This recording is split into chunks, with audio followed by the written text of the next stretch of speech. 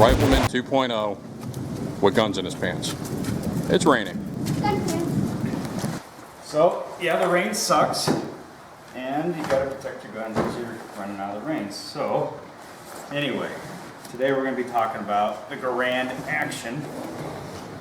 Alright, so today we're gonna be going over the Garand action, alright, and how it kind of evolved through the last 70 years. So everybody knows the old World War II M1 Garand that actually started birth back in the 30s by John Garand, who used to work over at the Springfield Armory factory, which is now known as Springfield Armory, but it was just originally the Springfield Armory before they closed their doors.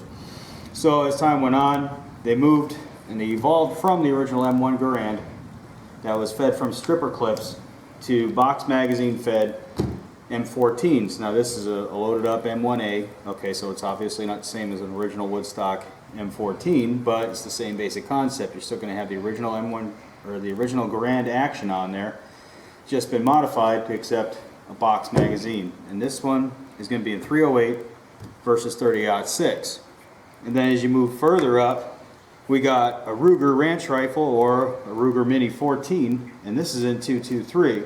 Okay, same basic thing. It's got the Garand action on there, as you can see, and it's basically the same thing as an M14 carbine, but it's just a scaled down smaller rifle with the smaller rounds on it. Alright, and as we move forward, and this is more in the civilian market, you're going to have the Mini-14. Okay, now this is very, very similar to the M1 carbine.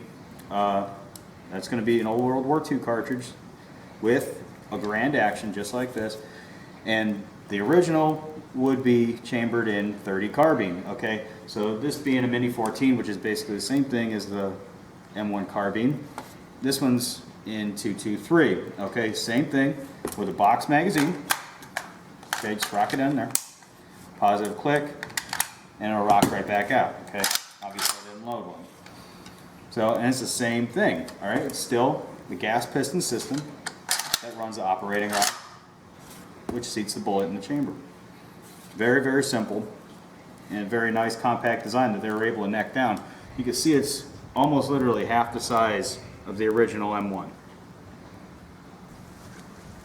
Alright, and then we move on to the Mini-14. This thing is probably 6 pounds, super light, and it just points. This thing's great. Now, as you'll remember, it's in 223, so it's not going to have nearly as much punch as the other ones, but we're going to see how she does. Help if I move the safety off of it. Oh yeah, shooting like a dream.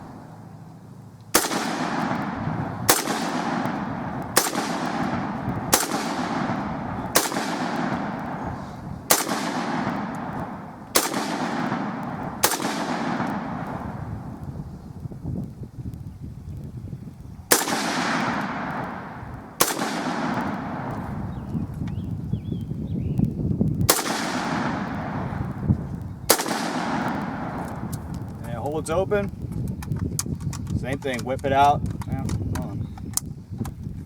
done one whip out is easy. Okay. Alright, it's cool, same thing. No big spring sound, and all you gotta do is drop the magazine out. Now Ruger, they got lawyered, so you can't just rock it out like the M1A, so you gotta rock it out, then in, and it'll rip out, toss your mag, get your next one, rock it in, you're back in the game.